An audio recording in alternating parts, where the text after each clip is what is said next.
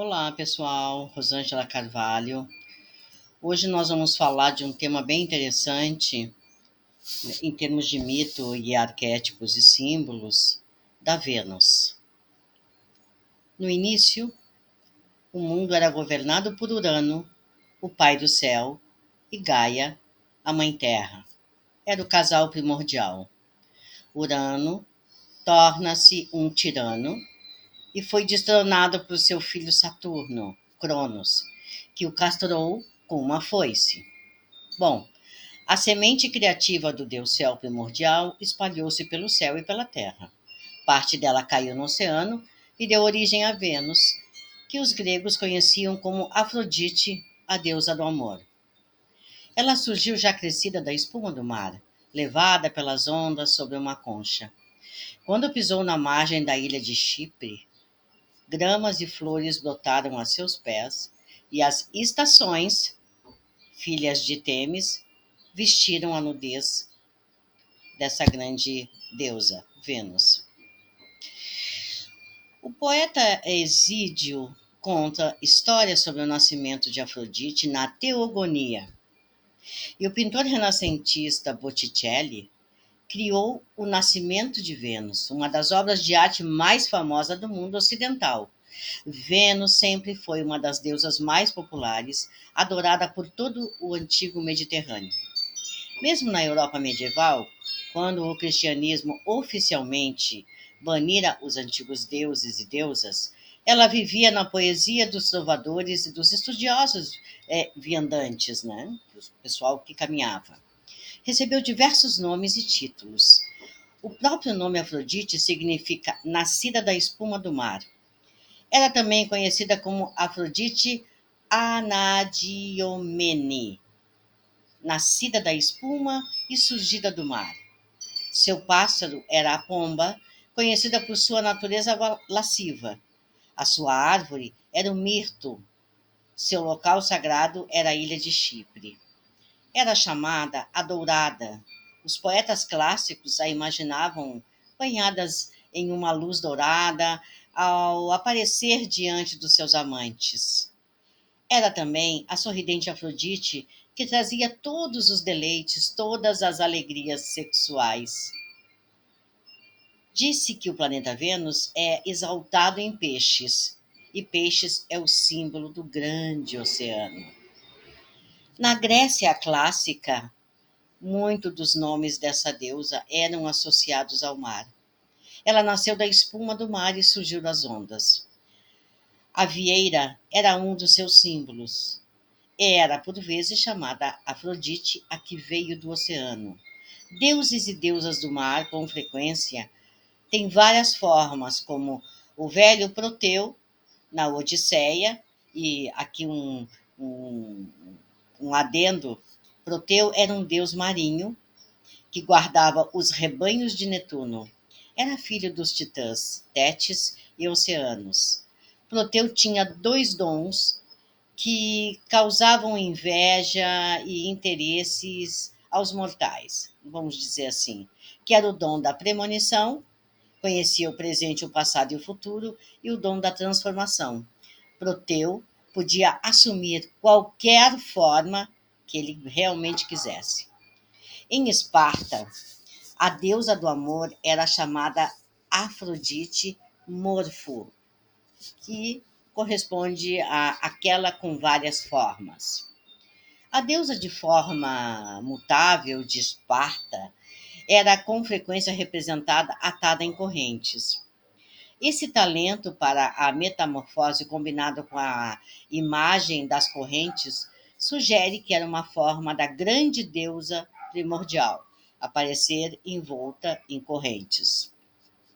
Robert Graves tenta reconstruir um mito que os pelasgos, que eram os povos do mar, habitantes neolíticos ou pré-helênicos da Grécia, devem ter contado sobre ela. De acordo com Robert, a deusa era adotada, a deusa era, né, adotada, né, sob o nome Eurínome, que significa a grande viandante, ou seja, a lua.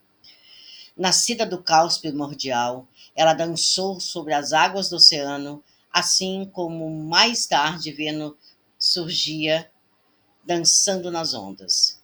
Eurínome transformou o vento norte em uma serpente chamada Orfião. A serpente enrodilhou-se em torno dela. Daí a imagem da deusa acorrentada. Fecundou-a e ela deu à luz um ovo cósmico. O fião enrolou-se 7 vezes em volta do ovo até que ele se partisse em dois e chocasse toda a criação. Essa construção do mito da criação primordial não é pura especulação. A arqueóloga Marija Gimbutas encontra provas de um mito similar entre as culturas neolíticas da Europa balcânica. Os símbolos que constroem essa antiga história sobrevivem de alguma forma em períodos comparativamente recentes. Na figura da Dama Dalma ou Anima Mundi, aí a gente tem que ver os signos fixos, que é Aquário, Leão, Escorpião e Touro, em que dança rodeada por uma grinalda, como na carta do Tarô Mundo, e ali a gente reconhece Eurínome dançando sobre as ondas, envolvidas por Orfião. É o símbolo alquímico do Ouroboros, a serpente que morde a sua própria cauda, e lembra Orfião enrodilhado, né, no ovo cósmico. Especialmente porque os alquimistas também viam o ovo como símbolo da unidade original. Aí é outra história, isso aqui é cosmogonia. No Antigo Testamento, a serpente primordial pode ser tanto a tentadora como também, no pensamento cabalístico, a redentora. O fião enrodilhou-se 7 vezes em torno do ovo cósmico, e o número 7 é tão importante no livro das Revelações quanto nas antigas mitologias pagãs. Psicologicamente, podemos dizer que o desejo por amor, sexo e relacionamento foi uma das primeiras funções humanas, ou talvez a primeira, a emergir do oceano do inconsciente simbolizado por peixes. Vênus, a deusa do amor, dança sobre as águas das mentes coletiva ou da alma do mundo. Ela emerge daquele oceano ainda envolvido em uma luz dourada, sorrindo com o conhecimento dos outros reinos, é mediadora ou guia, né, para as camadas mais profundas do inconsciente. Com esse brilho sobrenatural, aparece a seu amante, Anquises, ao se aproximar da sua humilde cabana de pastor. Foi seguida por lobos, leões, ursos, leopardos, abelhas, zumbidoras, enfim. Parou diante dele, toda dourada, vestida de vermelho e ungida de óleo. Mas se para Anquises ela incorporava todo o poder do inconsciente profundo, incorporava também a sua traiçoeira face aquática. Mentiu para ele, dizendo que era apenas uma donzela mortal. Como deusa do amor e da beleza, Vênus tornou-se logicamente um planeta de relacionamento, assim como é a regente tradicional de Libra, o signo do casamento. Mas Vênus não é tanto o planeta do relacionamento como é a deusa do amor. É muito importante diferenciar esses dois conceitos, pois o casamento nem sempre tem a ver com amor. Como vemos, o casamento está sob o domínio de Juno, que é Hera.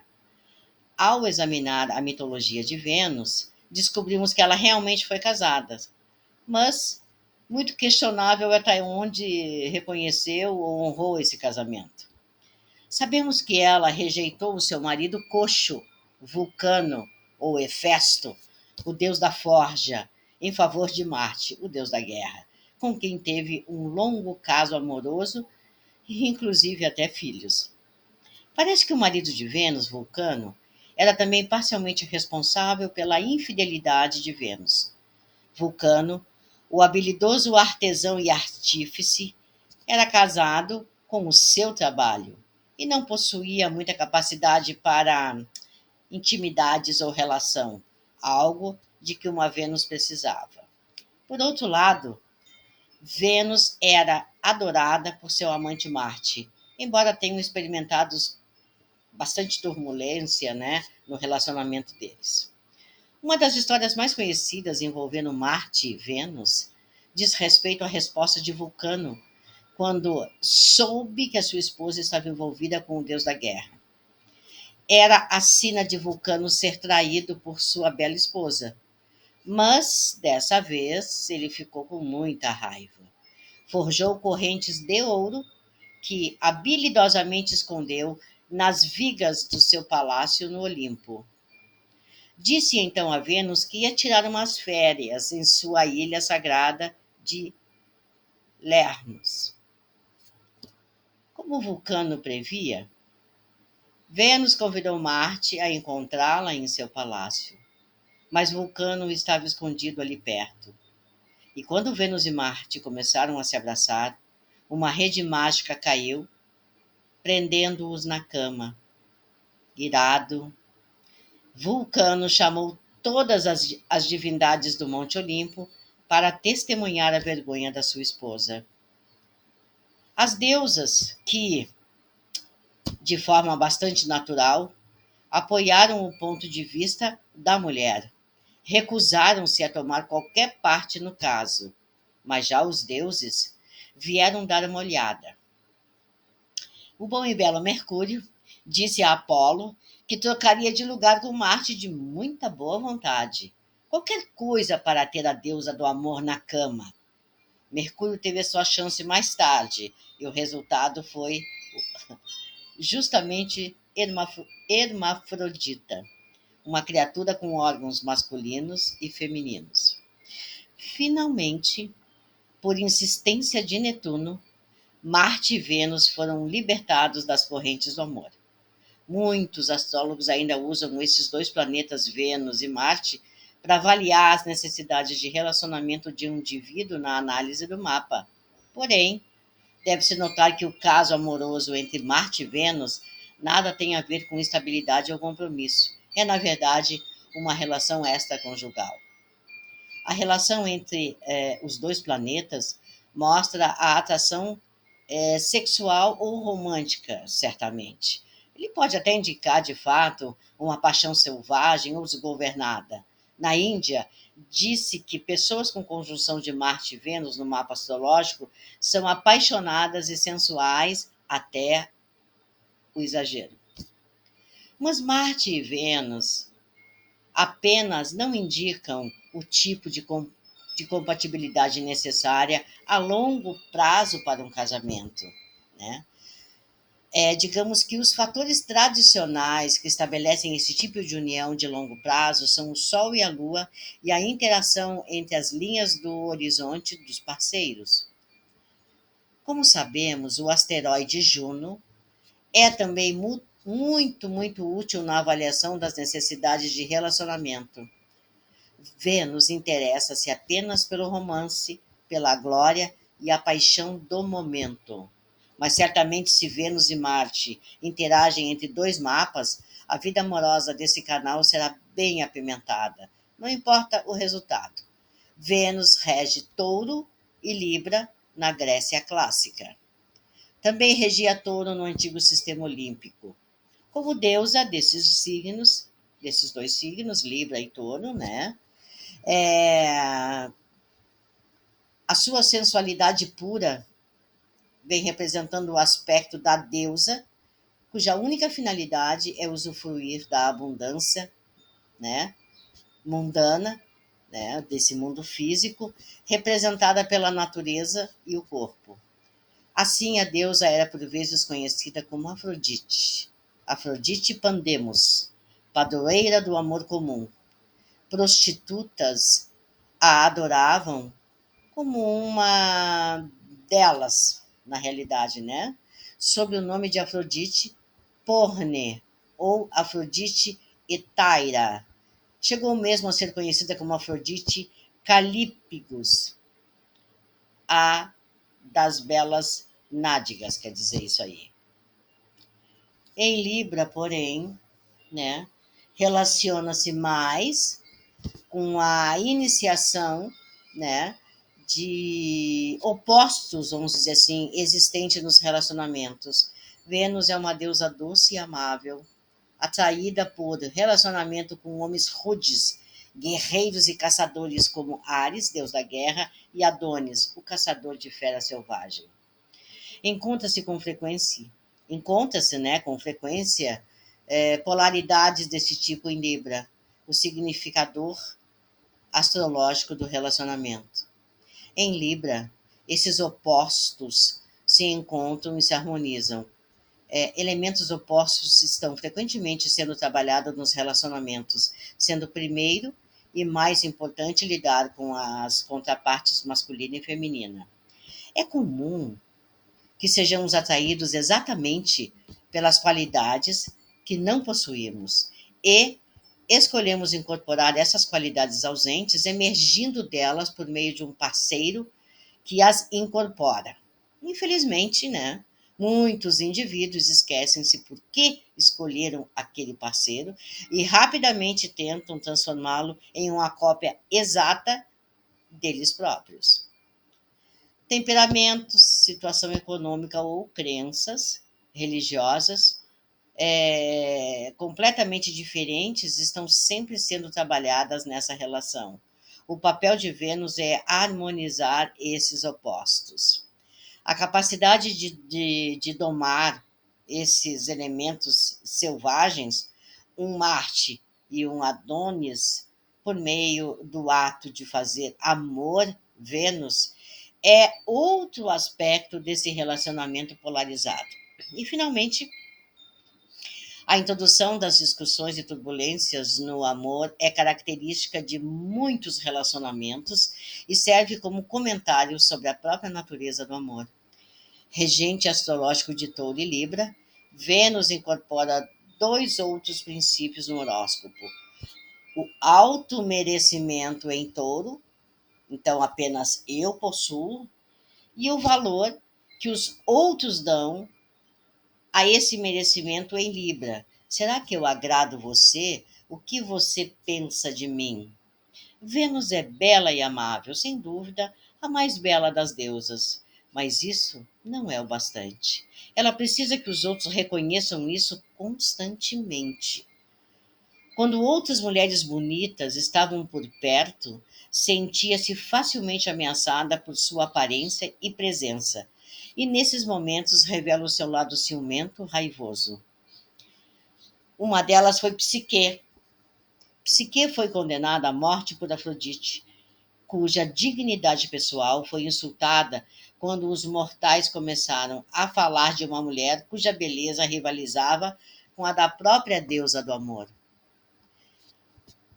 Essa é, com frequência, a triste história de uma mulher ou de um homem, no que diz respeito ao assunto, com uma Vênus muito forte no mapa. Por anos, essa pessoa pode ser a criança de ouro, a beleza que basta olhar para se apaixonar por ela. E quando o venusiano começa a envelhecer e ver que a beleza é efêmera, começa a perdê-la. É similar à história de Branca de Neve, com o seu clássico refrão, né? Espelho, espelho meu, existe alguém no mundo mais bela do que eu? Bom, só aí já se sugeriu que o glifo de Vênus lembra o espelho de mão. Um dia, o espelho começou a responder à rainha que envelhecia e disse sim, Branca de Neve. Ultrajada, a rainha condenou Branca de Neve à morte, pois não poderia tolerar no seu reino outra mulher mais bela do que ela. Branca de Neve foi salva da morte, né, por um jovem príncipe, o filho simbólico da própria rainha, assim como Psique foi resgatada pelo filho de Afrodite, que foi Eros. Ambos os filhos se casaram, né, com as donzelas que resgataram, e somos levados a acreditar que viveram felizes para sempre. Essas duas histórias, uma, um mito grego, a outra, um conto de fadas, são muito parecidas. É uma história vivida através das eras e que continua a ameaçar os que envelhecem e perdem aquilo que sempre julgaram ser seu merecimento, que é a sua juventude e a sua beleza. A indústria multimilionária de cosméticos, né, e de beleza é testemunha disso.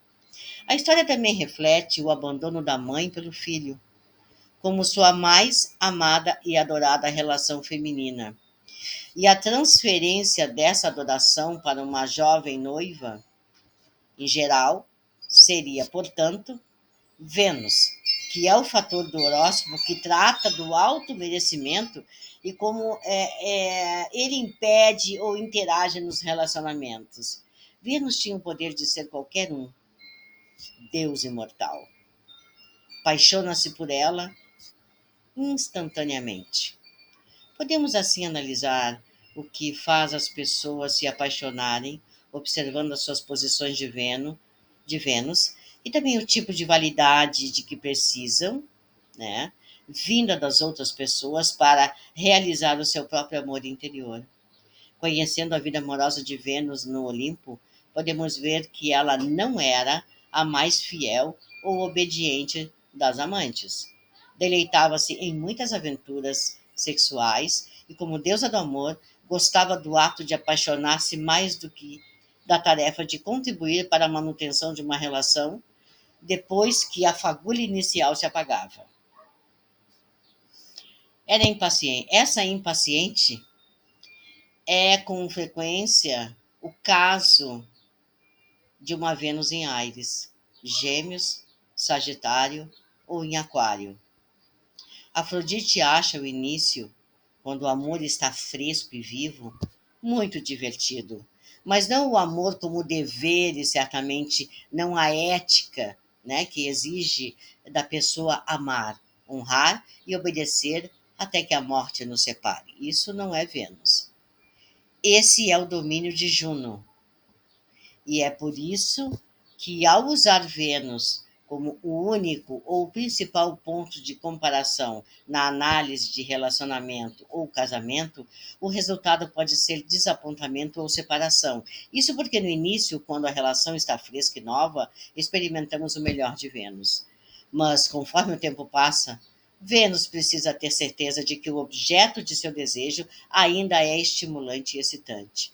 Com frequência, disse que Vênus representa a imagem que uma mulher faz de si mesma, que é o espelho de mão. Enquanto para um homem, Vênus, um arquétipo feminino, é algo tipicamente projetado na mulher que ele encontra. Embora nem sempre seja verdade, isso reflete a forma como a maioria dos indivíduos funciona, particularmente em romances adolescentes que ocorrem antes de a pessoa ser atingida. O nível de maturidade e autoconsciência que a tornará mais equilibrada. É possível encontrar uma pessoa com Vênus em Leão ou Vênus na primeira casa, olhando-se no espelho com bastante frequência, perguntando: ainda sou a mais bela? E fazendo todos os esforços para assegurar que o espelho ainda responda afirmativamente. Vênus em Virgem ou Vênus em conjunção com Saturno também pode examinar o espelho com frequência. Mas essas são as mulheres que vemos nos santuários públicos, olhando-se no espelho e repetindo para si mesma o quanto estão gordas e feias. Aí é uma relação de Vênus com Saturno. Embora, para um observador, elas nada, nada possuem de gordas ou feias. Esse tipo de autocrítica ou busca pela perfeição afeta o tipo de relação que a pessoa atrai, ou seja, o parceiro reforçará continuamente a autoimagem negativa de Saturno em Vênus ou Vênus em Virgem. Se examinarmos a relação Vulcano-Vênus, notamos que Vulcano fora rejeitado na infância, não uma, mas duas vezes por ambos os pais, e assim começou a sentir e acreditar em suas próprias imperfeições. Quando surgiu a deusa do amor e da beleza, algo em sua estrutura interior não poderia permitir que ela entrasse em sua vida, já em função da rejeição. Dentro dele havia o vexame infligido a ele pela situação da sua família e que carregou por toda a vida. Conseguiu transformar essa vergonha dispensando enormes quantidades de energia em seu trabalho e criando belos objetos, dignos da deusa do amor e da beleza, e refletindo a beleza que havia dentro dele. Com frequência, esse é o caso quando Vênus no mapa trava fortes contatos natais com Plutão, Saturno ou Netuno. A beleza e o amor estão lá, mas enterrados sob as camadas e camadas de vergonha, culpa, insegurança, dúvida e temor. Surge apenas vagarosamente, pouco a pouco, pela vida da pessoa, quando ela tomou a decisão consciente de resgatá-la. Um conceito bastante difundido atualmente é que não podemos receber amor de outrem até que realmente amemos a nós mesmos. Existe alguma verdade nessa afirmação. E o exame astrológico do planeta Vênus no mapa da pessoa é o melhor espelho dessa verdade. Então, numa análise astrológica, a gente consegue perceber isso aí. Outra história importante que diz respeito à deusa do amor é a de Vênus e Adonis, quando a esposa do rei Cíniras de Chipre jactou-se de sua filha Esmirna, que era mais bonita que Vênus. Vênus vingou-se. Lançou um feitiço sobre Esmirna, que se apaixonou por seu pai, a atraiu ao seu leito durante uma bebedeira e engravidou dele. Quando Simiras descobriu o que aconteceu, perseguiu Esmirna com uma espada. Aí Vênus, né, muito esperta, transformou a moça na árvore mirra. A espada partiu a árvore e dela surgiu o pequeno Adonis. Adonis foi criado por Perséfone, a rainha dos mortos, que logo se apaixonou por ele. Isso provocou uma discussão entre Perséfone e Vênus, porque Vênus também desejava o jovem. O caso foi julgado pelas musas, que decretaram que Adonis passaria um terço do ano com Vênus, um terço do ano com Perséfone e um terço do ano sozinho caçando nas montanhas. Contudo, a boa e velha Vênus era uma deusa gananciosa e usou as suas artes do amor para fazer com que Adonis desrespeitasse o acordo sagrado e passasse todo o tempo com ela. Nossa, Perséfone enlouqueceu-se. Contou a Marte, amante de Vênus, que Adonis era um sério rival. Marte transformou-se em um javali, desafiou o jovem caçador nas escarpas do Monte Lébano e golpeou-o até a morte diante dos olhos de Vênus. De seu sangue surgiram as anêmonas. Vênus ainda não queria ceder a Adonis, a rainha da morte. Apelou a Júpiter, então, que concedeu a Adonis períodos iguais, né, acima e abaixo da Terra. Essa história é similar à da própria Perséfone, e aí é só fazer uma análise da história de Ceres. Também lembra o mito babilônico da descida de Ishtar, que era originalmente um conto sumério e, portanto, uma das mais antigas histórias do mundo, né? Bom, vou falar dessa história mais adiante, quando eu estiver falando de Plutão. Mas ela se resume da seguinte maneira: a deusa Ishtar, rainha do amor, desce ao submundo para buscar a alma de seu amante morto, Tammuz. No caminho, é... como é que eu vou dizer? Nesse caminho, é ritualmente despojada de toda a sua glória pelos guardiões do inferno. Quando chega por fim diante da rainha dos mortos, ela dependurada em um gancho de açougueiro, como se houvesse sido assassinada. Resgatada afinal pela vontade dos deuses, é devolvida a glória, dessa vez como a rainha dos céus. O mito tem muito a ver com o ciclo do planeta Vênus, quando esse planeta ainda está marchando diante do Sol, ou seja, quando está em um grau anterior da longitude zodiacal, ele aparece no céu como a estrela da manhã. Conforme se aproxima da conjunção superior com o Sol, ela fica invisível por algum tempo. Então a deusa desce ao mundo subterrâneo. Finalmente, o planeta reaparece como a estrela da noite, a rainha do céu, ocupando um grau posterior ao do Sol na longitude zodiacal. O mito de Vênus e Adonis, ou da descida de Ishtar, é importante porque aponta para um processo psicológico de relacionamento. A deusa do amor, quando ainda incomodada, é primal, sensual e instintiva. Bom, como falado, ela está mais preocupada com o amor do que com um relacionamento. Segundo a teoria de Dani Rudyard, os indivíduos nascidos com Vênus como estrela da manhã tendem a ser mais impulsivos nos seus relacionamentos. Apaixonam-se rapidamente e sem refletir, né? Mas após a deusa ter passado o tempo necessário no mundo subterrâneo, torna-se a rainha do céu e não mais apenas a deusa do amor. Há mais maturidade em seu dom de amor, maior preocupação com o relacionamento em oposição ao puro romance. Aqueles nascidos com Vênus, como a estrela da noite, nem sempre terão relacionamentos mais bem-sucedidos, mas são mais reflexivos, mais cautelosos, né? E a sua atitude para com o relacionamento aproxima Vênus de Juno. Também estão conscientes do amor como um processo profundamente transformador.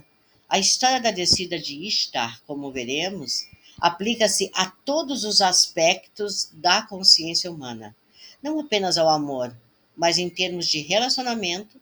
Esse antigo drama implica que devemos sofrer por um período doloroso para um crescimento, antes que o nosso instinto de amor primitivo possa ser transformado em um modo mais tranquilo de nos relacionarmos. Afinal de contas, Vênus é exaltada em peixes. Gratidão. Até a próxima. Muito obrigada.